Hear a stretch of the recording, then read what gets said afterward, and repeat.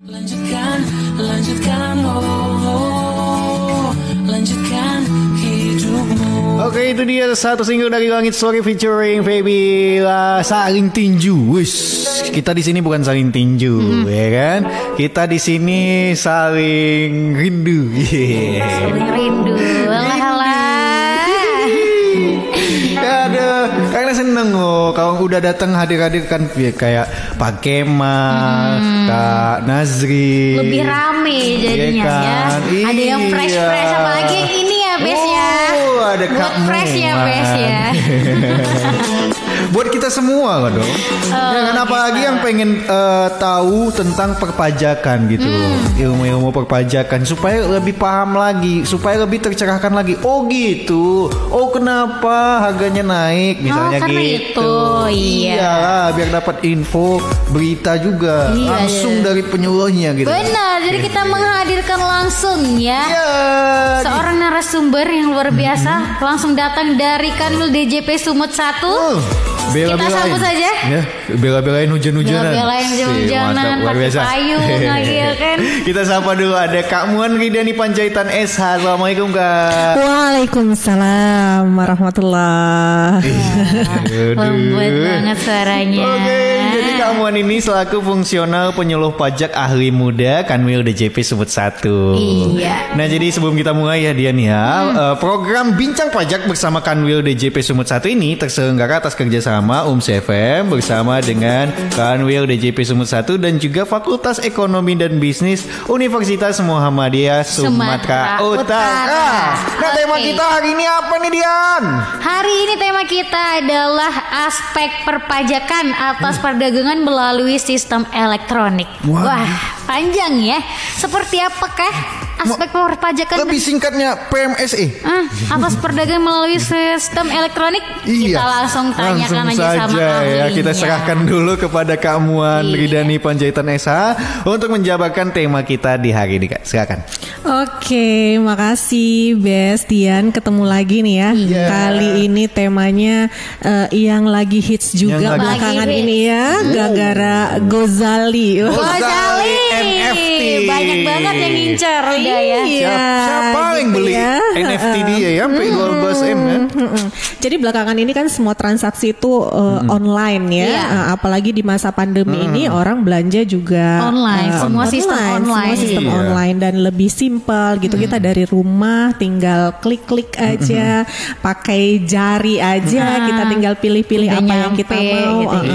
Terus karena di rumah aja jadi kita gabut ya, sering nonton gitu ya, langganan Netflix, kemudian senang dengar musik, langganan Spotify gitu ya. Jadi semua ini sekarang dilakukan dengan media internet. Transaksi jual beli juga yang awalnya harus menghadirkan pertemuan antara penjual dan pembeli, sekarang ini tidak, dijembatani dengan media internet gitu kan. Nah, jadi hal ini bermakna bahwa transaksi bisnis tidak lagi dilakukan secara konvensional gitu. Dengan adanya interaksi langsung secara fisik antara penjual dan pembeli, dan tidak ada juga keharusan untuk menggunakan uang tunai gitu ya. Sekarang jarang sekali orang menggunakan uang tunai, menggunakan cash, wallet sekarang kan. Kita belanja di mana-mana juga kadang pakai transfer aja gitu. Nah, karena adanya fenomena yang seperti ini ya, maksudnya udah semakin berkembang, semakin marak perkembangan teknologi dan digital ekonomi. Kayaknya emang zamannya digital banget nih. Maka pemerintah mengatur tentang itu gitu ya melalui Undang-Undang Nomor 2 Tahun 2020. Di sini pemerintah menegaskan perlakuan pajak untuk perdagangan melalui sistem elektronik ini. Penegasan ini untuk memberikan kepastian hukum dalam pemungutan PPN atas barang kena pajak yang tidak berwujud atau jasa kena pajak luar negeri melalui perdagangan melalui sistem elektronik. Kenapa? Apa latar belakang yang membuat pemerintah perlu mengeluarkan aturan atau memberikan penegasan terkait aturan ini, yaitu untuk memberikan atau menciptakan kesetaraan gitu ya, menciptakan menciptakan kesetaraan perpajakan antara pelaku usaha konvensional dengan pelaku usaha yang melalui elektronik ini gitu. Nah, selama ini mungkin yang dikenakan pajak kan hanya yang pelaku bisnis yang konvensional gitu ya. Kita transaksi ada PPN-nya. Iya, benar. Kemudian si pedagangnya dia kena PPh-nya juga atas penghasilan yang dia peroleh. Nah, bagaimana untuk pelaku yang di elektronik ini? Kadang kita nggak tahu gitu ya, di rumah sepi aja gitu, ternyata omset penghasilannya lebih ya dari pengusaha konvensional. Iya benar. Dia melakukan perdagangan melalui elektronik. Jadi emang selama ini masih di konvensional aja ya Kak ya? Iya, untuk kenakan pajak. Iya, makanya dengan melihat perkembangan teknologi yang semakin ini digital ekonominya juga semakin pesat, maka pemerintah memandang perlu. Nah, ini secara bertahap dan akan terus gitu ya. Kalau sampai kemarin itu kita akan terus mencari nih pelaku-pelaku perdagangan melalui sistem elektronik ini untuk nanti ditetapkan sebagai pemungut untuk PPN perdagangan melalui sistem elektronik ini. Yang omsetnya sudah memenuhi lah ya kan. Apalagi sekarang belanja online itu, apalagi kemarin ya Bes ya, ada yang sampai 500 juta ya belanja online-nya ya. Gelapkan uang perusahaan dia. Kena pajak lah dia tuh. Aduh. Oke lah, langsung saja kita akan ngebahas tentang tema ini. Kita akan bertanya-tanya nih ke Kak Muan ya, terkait dengan aspek perpajakan atas perdagangan melalui sistem elektronik. Nah, mungkin pertanyaan yang pertama itu, apa itu perdagangan melalui sistem elektronik atau PMSE, dan apa bedanya dengan perdagangan konvensional nih Kak? Iya, itu yang penting ya. Biar tahu dulu nih apa sih gitu ya. Tegaskan kembali dan kriteria seperti apa yang dimaksudkan dengan perdagangan melalui sistem elektronik ini, atau orang bilang e-commerce misalnya kayak gitu ya. Benar. Kalau di dalam aturannya sendiri di PMK 48 tahun 2020 itu diatur pengertiannya apa sih yang dimaksud dengan perdagangan melalui sistem elektronik ini. Nah, di situ disebut bahwa perdagangan melalui sistem elektronik ini atau yang sering disebut dengan PMSE adalah perdagangan yang transaksinya dilakukan melalui serangkaian perangkat dan prosedur elektronik. Jadi dia menggunakan prosedur kayak kita biasa pakai handphone, klik,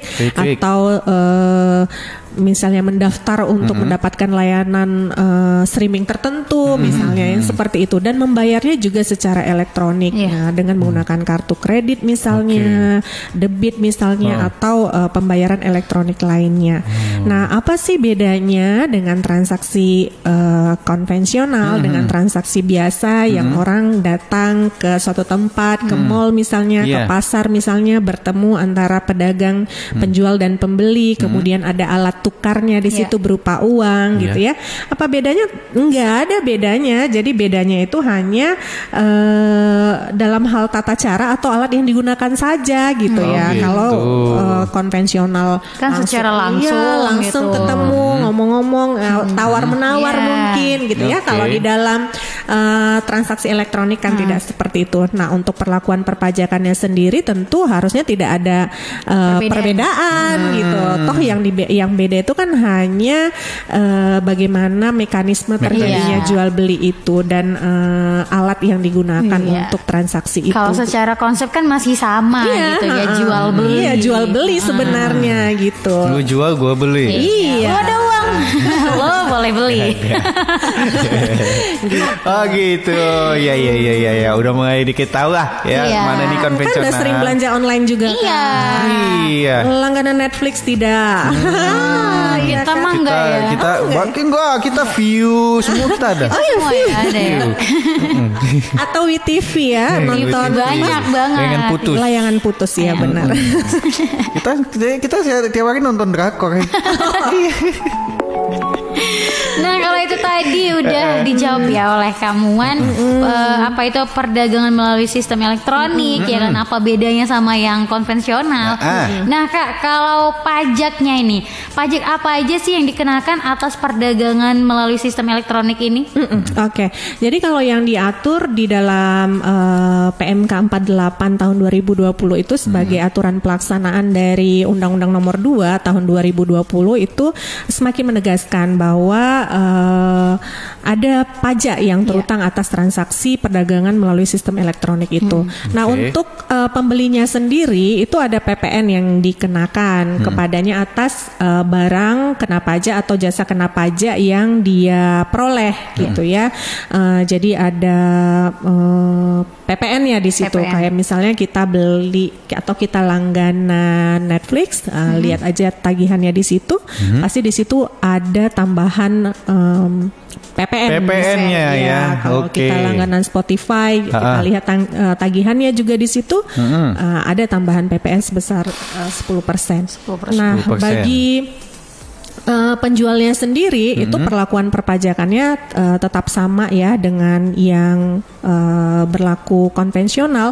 Kalau dia mendapatkan penghasilan dari transaksi yang dia lakukan, misalnya nih pedagang-pedagang yang dia memasarkan dagangannya di marketplace, contoh di Tokopedia, di Shopee misalnya, atau di marketplace lain, kemudian dia mendapatkan penghasilan dari situ, mendapatkan keuntungan dari situ, maka kepadanya juga dikenakan pajak penghasilan. Itu kalau yang dia di wajib pajak di dalam negeri. Nah, bagaimana kalau misalnya dia itu dari luar gitu ya. Nah, kalau dia yang dari luar, dari sisi penjualnya, untuk pedagang luar negeri, penyedia jasa luar negeri, dan atau penyelenggara perdagangan melalui sistem elektronik di luar negeri yang memenuhi ketentuan kehadiran ekonomis secara signifikan, itu dapat diperlakukan sebagai bentuk usaha tetap dan kepadanya juga dikenakan pajak penghasilan. Jadi tidak ada yang lepas gitu. Iya kan, karena memang katanya kan ada dua hal yang pasti di dunia ini. Yang pertama adalah kematian. Yang kedua adalah pajak. Bisa aja jokesnya ya kamuan ya. Itu memang hakiki ya. Iya. Tapi kan kepada orang-orang yang berwajib gitu loh.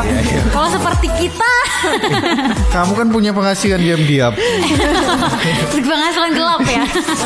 Kalau Dian sendiri kan juga tetap dikenakan. Misalnya Dian memanfaatkan tadi misalnya langganan View misalnya. Itu juga seperti itu ya. Tetap bayar PPN kan. Diannya Best juga misalnya tadi langganan Spotify misalnya. Secara nggak sadar sih ya kan. Kadang kita bayar-bayar aja gitu ya, bayar-bayar aja. Pas lihat tagihannya tuh kan ya harusnya dilihat ya tagihan. Wah, gitu ada kan. PPN. Iya, benar. Jadi kan pas kita terkadang sih orang yang kok misalnya beli online nggak melihat PPN-nya itu. Ada pajak Nggak jarang. Kadang dia tulisannya kecil. Iya, jadi pada nggak sadar bahwa semua warga negara di Indonesia ini memberikan sumbangsi yang besar untuk sebagai pembayar pajak. Jadi sekecil apapun Bes, Dian dan teman-teman semua di luar sana itu ikut berpartisipasi gitu dia dengan membayar pajak ini, dan artinya ikut membangun bangsa kan. Walaupun secara nggak sadar ya. Oke, berarti pajak apa saja yang dikenakan berarti yang terkait dengan elektronik itu apabila yang memang untuk seperti yang di luar itu yang memenuhi kriteria juga itulah yang ditentukan ya. Oke. Nah, siapa saja subjek yang ditunjuk sebagai pemungut PPN PMSE? Nah, ini apa lagi nih? Iya. PPN. Jadi kalau misalnya dia perdagangan itu melalui sistem elektronik, artinya kan harus ada yang memungut PPN-nya. Ya, kayak PPN. tadi saya contohkan ya, misalnya langganan Netflix itu tadi misalnya. Itulah contoh ya. Berarti kan ada yang memungut pajak kita sebesar 10%, yaitu si Netflix-nya itu gitu. Kalau tadi Spotify berarti Spotify-nya. Nah, hanya saja ada ketentuan-ketentuannya nih. Bagaimana supaya dia bisa ditunjuk sebagai pemungut PPN untuk transaksi perdagangan melalui sistem elektronik itu. Nah, apa kriterianya? Nah, itu yang penting kan. Gitu. Kriterianya. Nah, kalau berdasarkan aturannya itu ada kriteria untuk dia bisa ditunjuk sebagai pemungut atas transaksi perdagangan melalui sistem elektronik. Yang pertama bahwa dia harus memiliki kriteria tertentu. Kriteria tertentu yang pertama, nilai transaksi dengan pembeli barang dan atau penerima jasa di Indonesia melebihi jumlah tertentu dalam 12 bulan. Berapa jumlah tertentunya itu gitu ya. Nah, di situ disebutkan di aturan turunan di bawahnya lagi di Per 12-nya disebutkan bahwa nilai transaksinya itu dengan pembeli di Indonesia melebihi 600 juta rupiah dalam 1 tahun. Dalam 1 tahun. Ya, artinya 50 juta rupiah dalam 1 bulan. 1 bulan. Nah, kalau dia perusahaan-perusahaannya itu yang sudah dengan nilai transaksinya dengan nilai pembelian di Indonesia itu lebih dari 600 juta dalam 1 tahun, maka dia bisa ditunjuk sebagai pemungut untuk perdagangan melalui sistem elektronik ini. Nah, tidak itu aja syaratnya. Jadi ada syarat yang kedua, dan atau jumlah traffic atau pengakses melebihi jumlah tertentu dalam 12 bulan. Berapa jumlah tertentunya? Yaitu pengakses di Indonesia melebihi 12.000 dalam 1 tahun atau 1.000 dalam 1 bulan. 1.000 dalam 1 bulan. Kecil lah ya itu ya. Soalnya kan pengakses di Indonesia luar biasa kan yang paling. Konsumen di Indonesia itu kan banyak sekali ya yang untuk mengakses ya produk-produk seperti itu ya, produk digital yang seperti itu gitu. Kalau mungkin sedikit ke subjeknya nih Kak Muan. Kalau seandainya dia belum berpenghasilan 600 juta, berarti dia bukan pemungut PPN. Iya, betul. PMSE ini. Jadi dia harus memenuhi salah satu dari kriteria itu tadi. Apakah dia memperoleh penghasilan atau pembeli di Indonesia itu 600 juta dalam 1 tahun. Nah, kalau misalnya dia penghasil atau transaksinya dengan pembeli di Indonesia tidak ada 600 juta nih. Tetapi ternyata pengaksesnya itu lebih dari 12.000. Nah, salah satu aja dari kriteria itu terpenuhi, maka dia sudah bisa ditunjuk untuk menjadi pemungut PPN untuk transaksi perdagangan melalui sistem elektronik, di mana penunjukannya itu dengan diputuskan dengan atau ditetapkan dengan keputusan Direktur Jenderal Pajak. Jadi nanti ada ininya nih, ada keputusan dari Direktur Jenderal Pajak. Kamu ditunjuk sebagai pemungut PPN PMSE. Kamu belum gitu. Atau bisa jadi misalnya gini, makanya itu Direktorat Jenderal Pajak terus ya menggali informasi terkait dengan perusahaan-perusahaan yang bergerak di bidang elektronik seperti ini.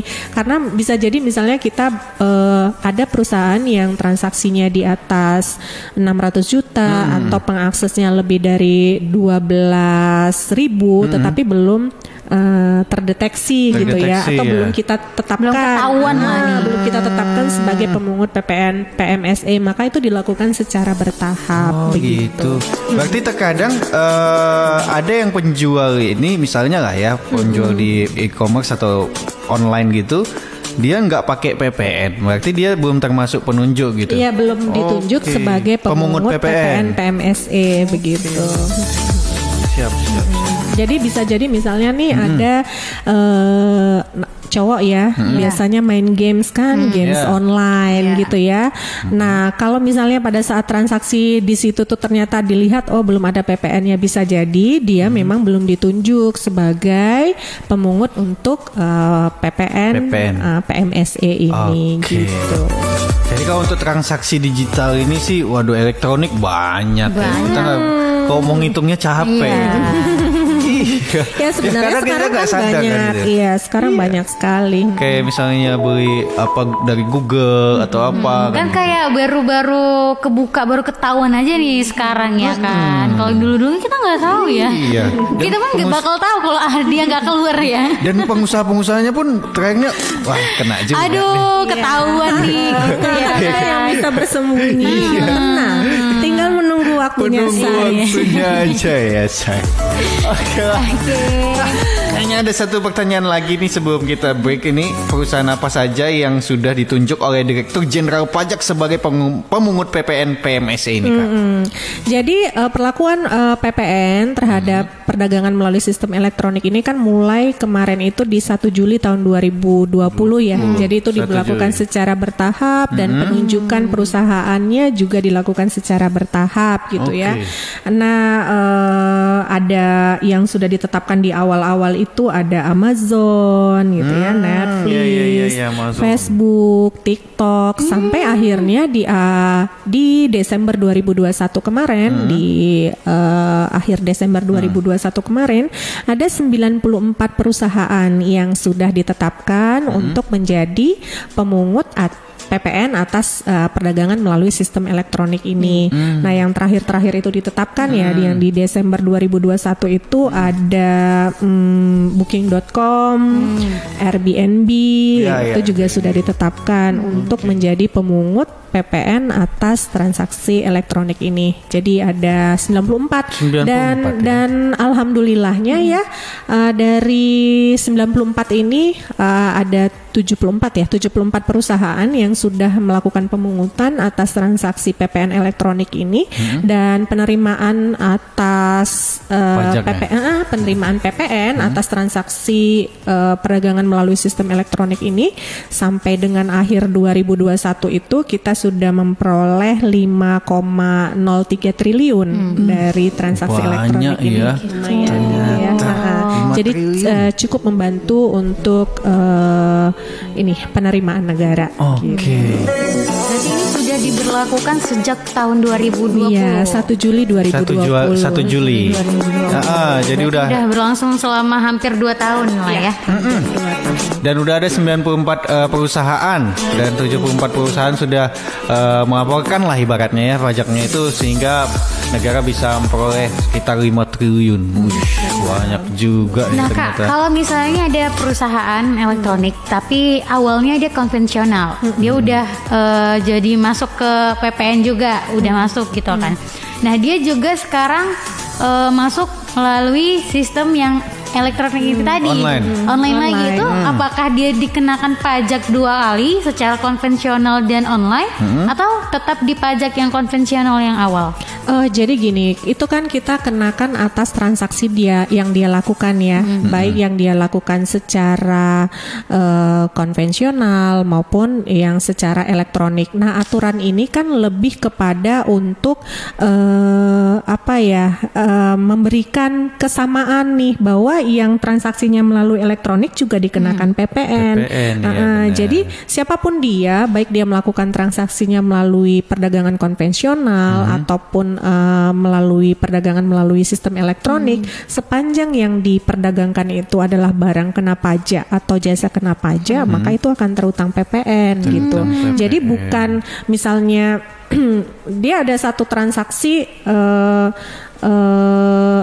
atas satu transaksi itu jadi dikenakan 2 kali, tidak. Tapi dia atas satu barang itu atau atas satu jasa kena pajak itu yang dia perdagangkan, baik secara konvensional maupun secara elektronik, itu akan terutang PPN-nya. Gitu. Atas satu barangnya saja. Jadi kalau misalnya secara konvensional ya tetap dia dikenakan dari konvensionalnya. Tapi kalau misalnya barangnya dia jual secara online, dia tetap dari online itu gitu. Maksudnya kan omsetnya kan berbeda, mungkin kadang di konvensional ataupun yang di online itu gitu. Tetap bisa dijadikan di satu kan? Di satu, satu aja deh jadinya. Kan iya. Pada dasarnya yang 600 juta ya, 600 penghasilan. Kalau untuk perdagangan melalui sistem elektronik ya, kalau dia transaksinya dengan pembeli di Indonesia itu 600 juta. Tapi kalau misalnya dia pengusaha kena pajak di Indonesia, untuk dia bisa memungut PPN itu kan kalau omsetnya di atas 4, atau dia sudah dikukuhkan menjadi pengusaha kena pajak. Tetapi kalau dia belum dikukuhkan menjadi pengusaha kena pajak, maka dia tidak berhak untuk melakukan pemungutan atas PPN gitu. Jadi ada beda batasan untuk dikukuhkan sebagai pemungut PPN itu. Gitu. Menarik juga sih bagi BC ini terkait dengan perdagangan elektronik ini kan, kayak Kak Muan tadi bilang 94, kalau kayaknya masih sedikit ya itu ya 94 karena banyak banget gitu kan. Banyak banget. Bayangin dari apa yang paling banyak sih mungkin salah satunya terkait dengan live streaming itu, kayak TikTok, ada Bigo, itu banyak banget sekarang live streaming itu kan, yang masih belum terjamah sama Direktorat Jenderal Pajak mungkin ya. Bigo ya. Kayak live streaming kayak game aja kayaknya masih banyak lagi game kan. lagi, benar. Jadi banyak itu. Memang Direktorat Jenderal Pajak dalam hal ini akan terus berusaha ini untuk melakukan penetapan pemungut-pemungut PPN atas transaksi perdagangan melalui sistem elektronik ini. Jadi mungkin kedepannya akan semakin bertambah gitu. Ya. Pokoknya siap-siap aja yang belum kena kan gitu. Ayo ngaku duluan atau dikenakan nih. Asal jangan pas dikenakan tutup dia. Iya. Udah ambil untung ya kan. Oke lah, kita break dulu ya kamuan ya. Kan kita akan bertanya-tanya lagi terkait dengan tema kita pada hari ini, yaitu aspek perpajakan atas perdagangan melalui sistem elektronik bersama dengan kamuan Ridani Panjaitan SH selaku fungsional penyuluh pajak ahli muda Kanwil DJP Sumut 1. Jangan lupa ya teman anak muda, download aplikasi streaming kita dari Google Play Store atau App Store di UMS FM, atau kamu bisa langsung menyaksikan di live Facebook kita di UMSUS Spasi Radio Spasi Medan. Jadi teman anak muda, kita bakal break sejenak ya dengan satu single lagu. Biar kamu sambil ya menenangkan pikiran dulu ya kan. Yang punya usaha-usaha e-commerce ya kan. untuk bayar pajaknya. Aku tadi baru aja berlangganan, berarti aku kena pajak nih. Iyalah, tanpa kamu sadari. Oke, tetap stay tune terus di UMS FM, sentralnya anak muda.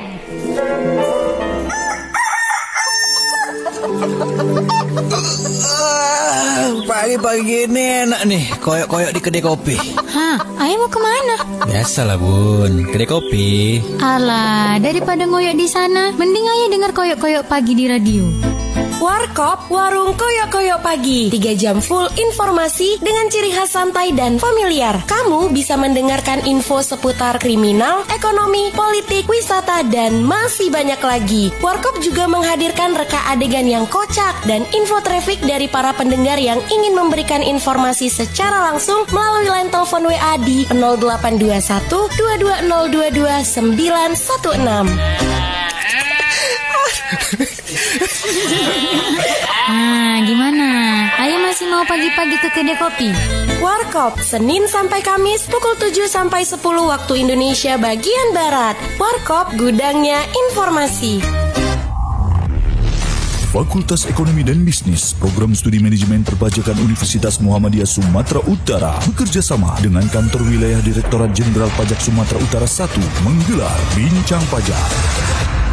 Lagi dengar apa? Kamu, ini lagi denger Bincang Pajak. Bagus loh acaranya. Masa sih? Ingin mendapatkan pengetahuan tentang perpajakan? Ayo, dengar dan jangan lewatkan Bincang Pajak setiap Kamis pukul 9 sampai 10 waktu Indonesia bagian Barat dengan menghadirkan narasumber yang ahli di bidangnya. Guys, kamu juga bisa tanya jawab bersama narasumber melalui line telepon 061 6617 640 atau bisa lewat medsos UMSU FM. Dijamin deh pengetahuan perpajakan kamu makin nambah. Gimana bro acaranya? Tentang perpajakan? Wah, yang tadinya nggak tahu jadi tahu. Acara ini kerjasama Fakultas Ekonomi dan Bisnis Universitas Muhammadiyah Sumatera Utara dan Kantor Wilayah Direktorat Jenderal Pajak Sumatera Utara 1 serta didukung oleh UMSER Medan. UMS Radio FM, radio hiburan dan pendidikan, sentralnya anak muda. Yo teman anak muda, masih di Warkop Warung koyok-koyok pagi. Semangat lah. Aduh, baru takut itu kali tadi mau bayar pajak itu. Takut kali mau bayar pajak dia. Tapi tadi karena cuaca di luar tuh makin deres loh, makin deras hujannya. Aduh, ya udahlah tidur dulu. jangan. Karena kita masih di Bincang Pajak bersama Kanwil DJP Sumut 1. Ya, bersama dengan narasumber kita hari ini ya, Kamuan Ridani Panjaitan SH selaku fungsional penyuluh pajak ahli muda. Dengan tema kita hari ini adalah aspek perpajakan atas perdagangan melalui sistem elektronik. Nah, menarik sekali nih ya, karena ada juga beberapa perusahaan yang mungkin ya ingin kayak apa ya, mencoba untuk tidak membayar pajak gitu ya kan. Ya, mungkin dari sistem elektronik ini mereka cari-cari celahnya. Mungkin pihak dari Direktorat Jenderal Pajak udah punya ancang-ancang juga nanti itu ya kan. Mantap. Oke, mungkin lanjut lagi Kak Muan terkait dengan tema kita pada hari ini. Apa saja kriteria pembeli barang atau pengguna jasa yang dikenakan PPN PMSE ini Kak? Iya, kalau tadi kita udah bicara ya siapa subjek yang ditunjuk ya ditunjuk untuk perusahaannya untuk memungut PPN PMSE ini itu kan ada dia melakukan transaksi dengan pembeli di Indonesia gitu. Dengan transaksinya itu setahun minimal 600 juta. Nah, bagaimana kriteria dengan pembeli yang ada di Indonesia ini gitu kan untuk dikategorikan bahwa dia itu sebagai dikenakan PPN. Gitu ya. Jadi berdasarkan peraturan di PMK 48 tahun 2020 itu juga disebutkan bahwa untuk pembeli ini dia harus bertempat tinggal atau bertempat kedudukan di Indonesia. Jadi dia bertempat tinggal atau bertempat kedudukan di Indonesia. Jadi alamat korespondensinya atau penagihan pembeli barang dan atau penerima jasanya terletak atau berlokasi di Indonesia. Domisili Indonesia. Tujuan pas kita mau beli kita tujuannya harus di Indonesia ya. Misalnya kita beli barang, alamat untuk pengiriman barangnya di Indonesia. Nah, bagaimana kalau misalnya yang kita beli itu bukan barang gitu, nggak ada alamat pengiriman di Indonesia. Nah, di situ disebutkan lagi bahwa apabila pemilihan negara pada saat kita registrasi, pada saat kita melakukan registrasi di laman dan atau sistem yang disediakan itu adalah di Indonesia. Jadi misal saat saya registrasi untuk aplikasi Zoom misalnya karena kan sekarang meeting online saya perlu mendaftarkan akun di Zoom misalnya.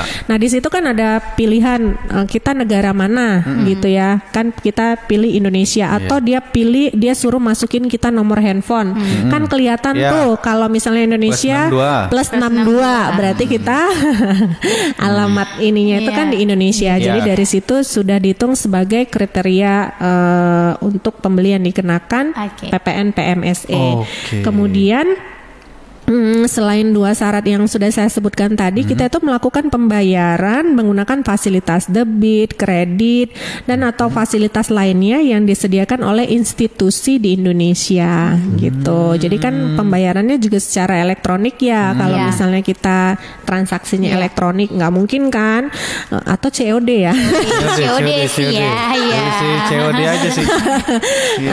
Tapi ini kan transaksinya dengan menggunakan kartu debit, kartu kredit itu atau fasilitas pembayaran lain itu dikeluarkan oleh institusi di Indonesia.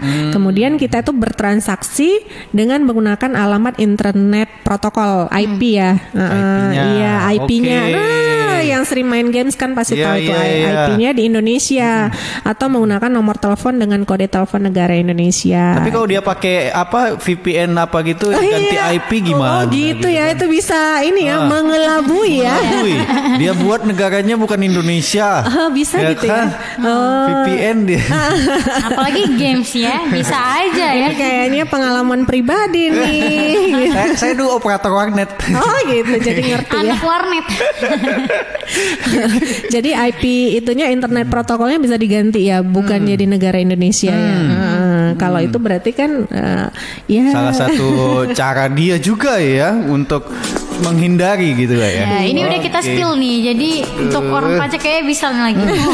Bekerja baru gitu ingat ya. gitu. Ternyata ada itu ya. Bekerja sama dengan apa? Kominfo, bekerja sama dengan IT ya kan. Ternyata ada celah di situ. Tenang. Pemerintah kita pasti sudah memikirkan. Pemerintah kita siap aja. Makanya ya kan para pemimpin-pemimpin itu ditunjuk ya karena mereka mampu. Berkompeten kan dalam bidang itu. Gitu. Nah, kalau itu kriterianya. Terus objeknya nih, untuk objek PPN PMSE ini Kak. Iya, objeknya apa aja sih? Dari tadi kita kan udah cerita ya mengenai transaksinya seperti apa. Perbedaannya juga seperti apa kan? Gitu ya. Apa-apa aja nih, kita transaksi apa nih yang dikenakan perdagangan melalui sistem elektronik. Jadi itu bisa berupa barang kena pajak tidak berwujud atau jasa kena pajak seperti jasa digital gitu. Kayak apa sih gitu ya. Jadi itu kalau dia pemanfaatan barang kena pajak tidak berwujud itu termasuk juga pemanfaatan barang digital. Contohnya kayak piranti lunak, multimedia, data elektronik itu termasuk termasuk diantaranya itu penggunaan atau menggunakan hak cipta di bidang kesusastraan, kesenian itu kayak semacam e-book gitu ya.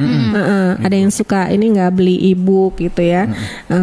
Itu termasuk salah satu contoh barang digital. Atau misalnya kita tadi kayak langganan streaming musik, langganan streaming film, terus aplikasi dan games digital, terus ada jasa online kayak gitu-gitu. Nah, itulah salah satu atau objek yang akan dikenakan PPN PMSE gitu. Oke. Nah, kalau sekarang ini berapa tarifnya itu, Kak? Oh iya, tarifnya sekarang. Biar saya paham gitu. Biar paham. Jadi kalau misalnya nanti tiba-tiba nerima tagihan, loh tadi katanya harganya segini, kok tiba-tiba sekian, kok jadi sekian, kok jadi mahal kali. Ini apa tambahannya? Gitu kan. Tiba-tiba yang terdebit atau yang tercantum di kartu kredit kita malah lebih besar gitu. Nah, untuk PPN atas transaksi perdagangan melalui sistem elektronik ini tarifnya sama 10% gitu ya. 10%. Iya, 10%, yang mana 10% itu dikalikan dari dasar pengenaan pajaknya.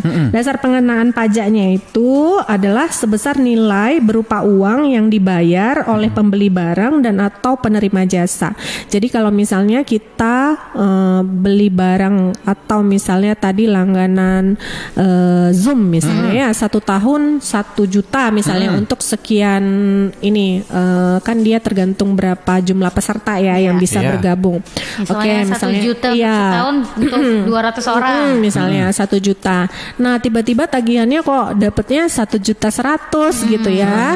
Nah kita kan bingung loh, tadi kan 1 juta kok sekarang tagihannya 1.100.000. Nah yang 100.000 itu adalah PPN yang dikenakan atas transaksi itu. Jadi 10% dikali 1 juta. Dapatnya jadi 100.000. Maka total yang harus kita bayarkan itu adalah sebesar 1.100.000. Ini menarik nih, karena saya pernah melakukan gini. Kan ada game, kita beli untuk aplikasi game itu dia terpotong pulsa, ya kan? Harga untuk di gamenya itu 30.000. Nah, kenapa pulsanya yang terpotong 36.000? Oh gitu ya? Iya. Lebih ya, berarti bukan 10% ya? Bukan 10%, makanya saya mau nanya ini. Coba dicek-cek lagi, apakah ada biaya lain yang pernah utang pulsa? Enggak ada loh. Kan kayak gitu kan, biasanya kalau utang pulsa kita ngisi pulsa bakal disedot lagi. Enggak, yang anehnya itu tadi kan, ya kan providernya ibaratnya yang mengenakan PPN itu. Nah perusahaannya itu kenapa tidak dikenakan untuk pajaknya? Kenapa enggak ditunjuk sebagai pemungut PPN-nya kan gitu. Gitu ya. Padahal sebenarnya yang bisa memungut PPN itu adalah yang sudah ditunjuk ya.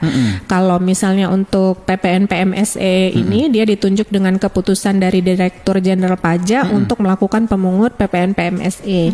Kalau dia di Indonesia itu namanya pengusaha kena pajak gitu. Nah, pengusaha kena pajak inilah yang berhak melakukan pemungutan PPN gitu ya. Misalnya kita beli barang kepada dia ambil dengan PPN-nya gitu. Tapi kalau dia bukan pengusaha kena pajak atau non pengusaha kena pajak, dia nggak berhak ambil PPN dari pembelinya gitu. Tapi kok udah penghasilannya kayaknya udah lumayan, soalnya banyak di orang kan gitu. Nah itu harus kayaknya orang harus orang sana, banyak orang sini. Apa yang lagi booming gitu dia, yang sampai ya di mana-mana lah dimainin orang kan gitu. Tapi kalau untuk transaksinya sendiri nih ada batasan maksimum minimumnya nggak? Oh nggak ada. Terkena PPN ini nggak ada ya? Nggak ada. Walaupun 10.000 kita kena PPN juga ya. 10.000 kena PPN 1.000 jadi 11.000. Berapapun nilai transaksinya, sepanjang yang diperdagangkan itu adalah barang yang dikenakan pajak atau jasa yang dikenakan pajak, maka ada PPN yang terutang di situ dan sebagai pembeli kita harus membayar beserta PPN-nya gitu. saya sampai sekarang kok saya baru sadar gitu kan. Oh, 30.000 kok 36.000 ya. Nanti mungkin bisa dicek lagi kan ada di bilnya. Atau bisa dilaporkan gitu. Mau dilaporkan sama siapa, Pak? Walaupun perkara 3.000. Oh iya, ya 3.000 kali berapa ya kan? Berapa base yang lain gitu. Saya mau bela itu. Dan pulsa saya kembali 3.000 kan gitu. Iya gitu. Perlu juga itu. Iya perlu juga kan, ternyata baru sadar gitu. Ternyata ya PPN-nya cuma 10% ya Kak ya. Itu tadi. Kenapa ada misalnya mereka memungut yang lain lagi kan gitu. Coba dilihat misalnya ada apa-apa. Ada apa kayak di kita situ ya? Misalnya makan di restoran kan suka nambah-nambah itu ada pajak untuk pajak restorannya gitu. Terus nanti ada tempatnya juga.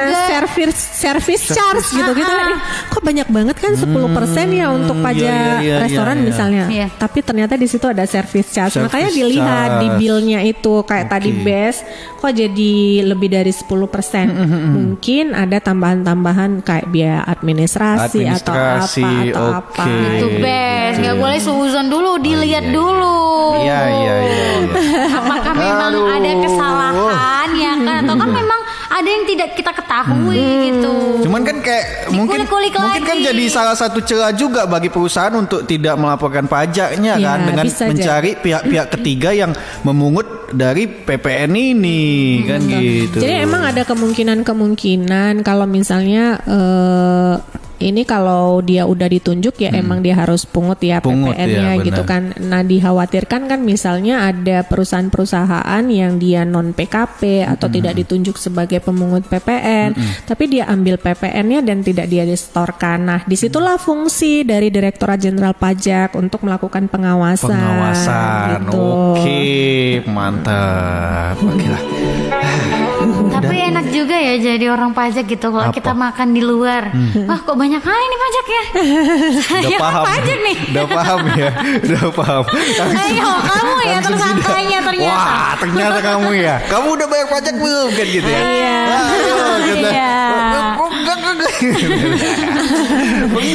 Pernah gak ngalami kayak gitu Kak? Kalau misalnya sama pengalaman hidup gitu.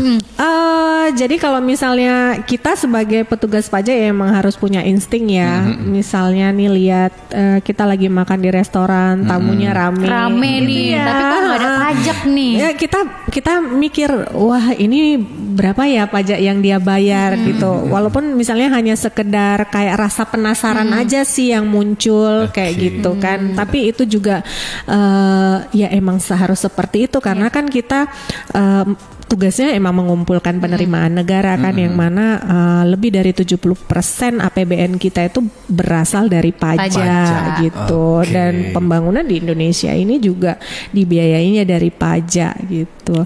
Dan maka sekecil apapun ya peran kita terhadap pembangunan dari sisi penerimaan pajak itu sangat-sangat berarti gitu.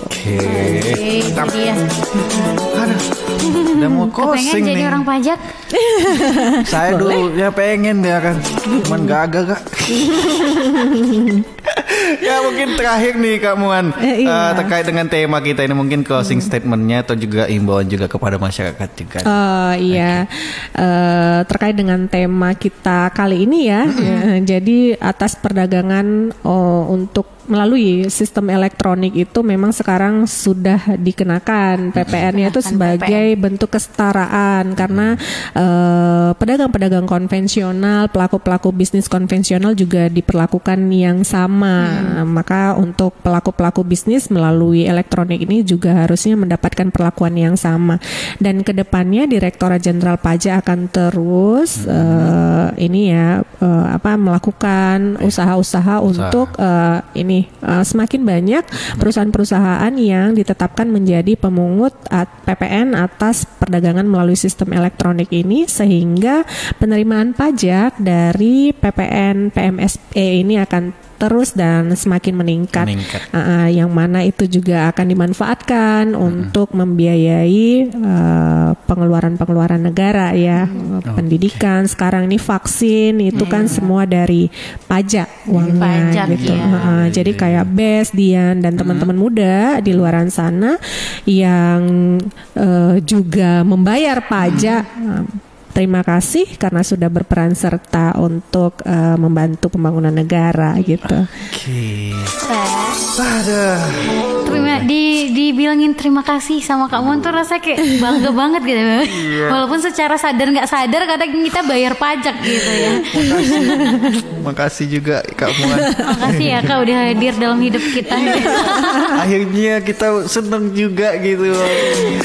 Kan? Ternyata kita berkontribusi juga untuk negara. Iya. Kita mah nggak pernah bayar pajak. Pahlawan gitu ya. loh, ya kan? Jadi kalau dulu pahlawan itu ngangkat senjata, sekarang itu menjadi pahlawan di Indonesia cukup mudah. Hanya dengan membayar pajak kita sudah menjadi pahlawan negara kita ya. Itu dia. Jadi ayo teman anak muda ya kan, kalau kita memang sudah menjadi wajib pajak, jangan lupa untuk membayar pajaknya, ya kan? Baik itu wajib pribadi maupun badan, semuanya ya. Iya, apalagi ini direktorat susahnya. Direktorat Jenderal Pajak ini sudah melakukan segala upaya ya, supaya berlaku adil untuk semua pihak gitu ya Kak ya. Iya, diburu semuanya itu dari segi mana, dari media digital, konvensional, keadilan sosial bagi seluruh rakyat Indonesia. Iya, poinnya harus adil. Jadi pengenaan pajak itu emang harus adil. Oke deh. Ya teman anak muda, Dian, aduh, kayak mana ini ya Kak? Aku selesai kita ini. Padahal masih lama lagi nih Kak. Iya. Nanti lah ngopi-ngopi ya kan. Ya, kita ngopi di mana nih? Jangan lupa kau dirimu yang bayar, aku PPN-nya aja.